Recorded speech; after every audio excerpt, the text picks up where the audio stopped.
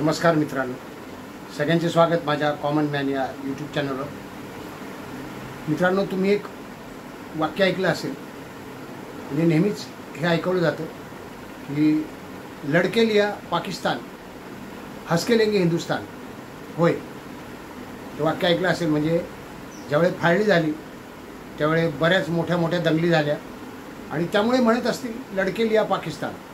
पण आता हसके लेंगे हिंदुस्तान याचा अर्थ काय आहे तर भाईचारे से लेंगे, दोस्ती करके लेंगे, हा सरळ अर्थ आहे। आणि पहलगाम हल्ल्यानंतर या भाईचाऱ्याचं उदाहरण आपल्यासमोर आलंच असेल। म्हणजे हल्ला झाल्यावर सुरुवातीला हे सर्वश्रुत होतं, प्रत्यक्षदर्शींनी हे सांगितलं आहे। म्हणजे बिचाऱ्याच्या 26 लोकांचा बळी गेला, त्यांच्या नातलगांनी सोबत उभ्या असलेल्या पत्नीने हे सांगितलेलं आहे। आणि एक तो फोटो तर अतिशय हृदयराग असा फोटो जो व्हायरल झाला आहे की मृता शेजारी त्याची पत्नी बसून आहे विषण्ण चेहऱ्याने, आणि अरण्य रुदनच म्हणूयात आपण त्यांना। आणि त्या फोटोनंतर सगळ्यांच्या भावना हेलावल्या, संतापाची लाट पसरली। पण ती किती टिकली हे पण महत्त्वाचं आहे। सुरुवातीच्या काळामध्ये सगळीकडे रागाच्या, संतापाच्या, आतंकवाद्याच्या विरोधातल्या प्रतिक्रिया उमटल्या, निषेध व्यक्त केले। प्रत्यक्ष पहलगामच्या लोकांनी देखील मेणबत्ती मार्च काढला। अर्थात त्याचं कारण खरं काय आहे तर त्यांच्या पोटावर पाय पडू शकतो, कारण जर पर्यटन बंद झालं किंवा पर्यटनासाठी लोक आले नाहीत तर उपाशी मरतील, आणि म्हणून कदाचित ते असेल असं मी म्हणतो। याचं कारण हल्ल्यानंतर जे घाबरलेले पर्यटक परत येत होते त्यावेळी त्यांची कशी आर्थिक पिळवणूक झाली किंवा अडवणूक झाली या देखील गोष्टी आपल्यासमोर येत आहेत। मग पहिल्या प्रतिक्रिया संतापाच्या संपल्यानंतर सर्वपक्षीय बैठकीमध्ये स्पष्ट सगळ्यांनी पाठिंबा दिला देशाला, पंतप्रधान नरेंद्र मोदी यांना, की सरकारच्या पाठीशी आहोत, म्हणजे सरकार जे करेल त्याच्याशी आम्ही सहमत असूयात। आणि नंतर काय झालं, नंतर हळूहळू याच विरोधी पक्षांचे काही नेते समोर यायला लागले आणि वेगळी विधानं करायला लागली। म्हणजे सगळ्यात पहिला प्रश्न तर सुरक्षा रक्षक तिथे आलेच कसे।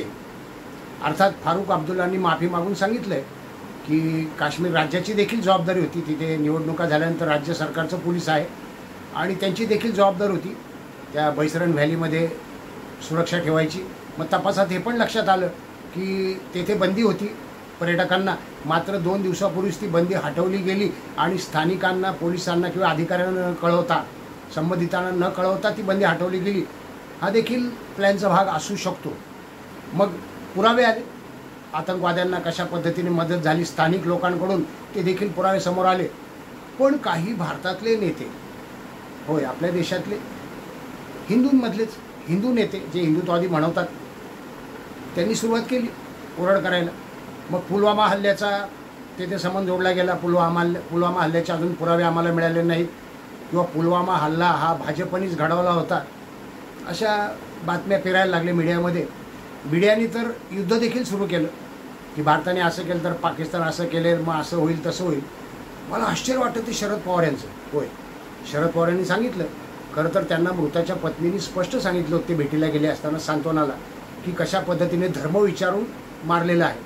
मात्र शरद पवारांनी सांगितलं की असं का बोललं जातं हे मला माहीत नाही, धर्म विचारून मारलं की नाही ते। खूप कमी लोकांनी स्पष्ट शब्दात निषेध केला आहे। ओवेसी आता बोलत आहेत सरकारच्या बाजूने, हल्ला असा करावा तसा करावा।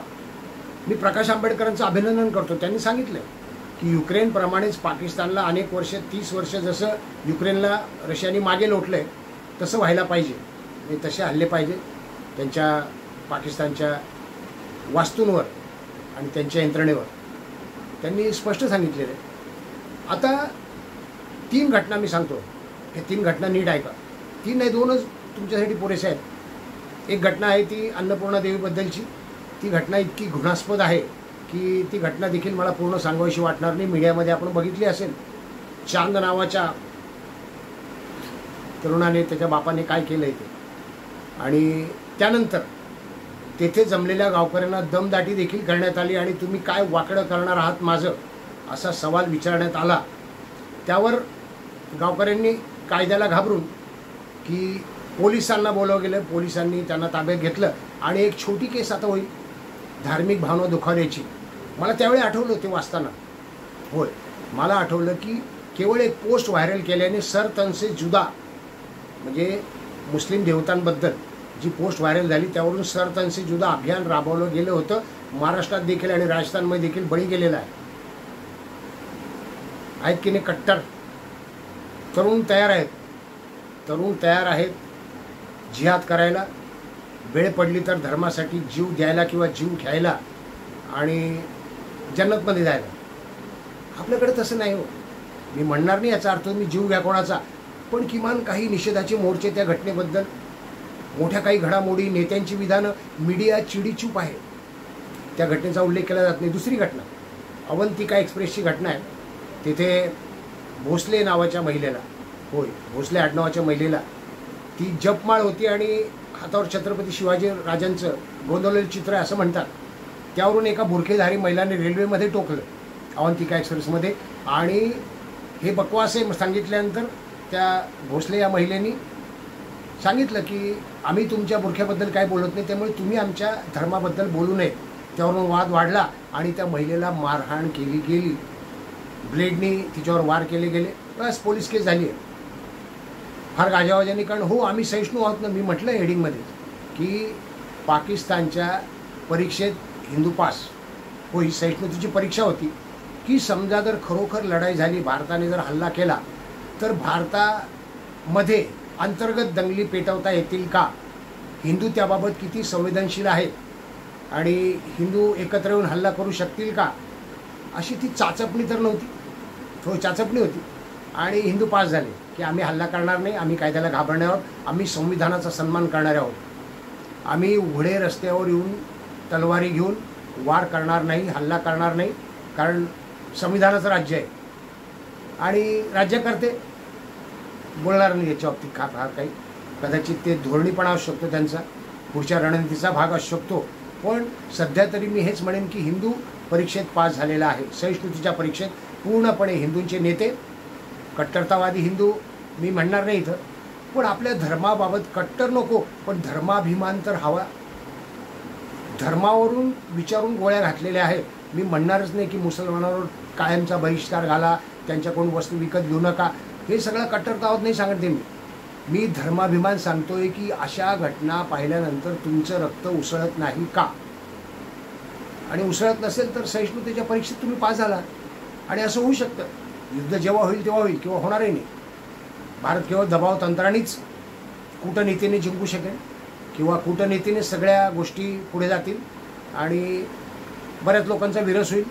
पण युद्ध झालंच आणि अंतर्गत जर दंगली पेटल्या तर तुमची तयारी आहे काय. तुम्ही पास झाला ना सहिष्णुतेने, तुम्ही कायद्याला घाबरणार आहेत आणि कायद्याला जो घाबरणार नाही तो बिंदास रस्त्यावर उतरतो. मी म्हणणार नाही रस्त्यावर उतरा म्हणून, पण किमान मोर्चे, निषेध, मीडियावाल्यांनी साथ द्यायला पाहिजे, काहीतरी मोठा बहिष्कार टाकला गेला पाहिजे आणि कडक कारवाई पाहिजे. म्हणजे सरकारी यंत्रणेवर दगडफेक केली किंवा तोडफोड केली केवळ म्हणूनच बुलडोजर फिरतो काय, धार्मिक भावनांची किंवा धार्मिक भावना दुखावड्या आणि अशा पद्धतीने मी सांगितलं अन्नपूर्णा देवीबाबतचं फार घृणास्पद आहे. आपण काही नाही, आपण चर्चा करू, फेसबुकवर भांडूयात आणि छान चाललं. एकंदरीत पास झालो हे महत्त्वाचं आहे. म्हणजे हिंदू धर्म हा सहिष्णू आहे आणि त्याची परीक्षा आम्ही पास झालेलो आहोत, तुर्तास एवढंच पुरेसं आहे मला वाटतं. बघा, विचार करा, कट्टरतावाद नकोच, पण भाईचारा खरोखर आहे का, आणि हा भाईचारा कोणाकडून आहे. म्हणजे माझा मित्र एक गमतीने म्हणतो की ते भाई आणि हिंदू चारा, असा भाईचारा काही कामाचा नाही आहे. तसं जर असेल तर हसके लेंगे हिंदुस्तान हे लवकरच प्रत्ययाला येईल असं मला वाटतं. व्हिडिओ आवडला असेल तर लाईक करा, शेअर करा, सबस्क्राईब करा. भेटूयात नवीन व्हिडिओत कॉमन मॅनसह. धन्यवाद.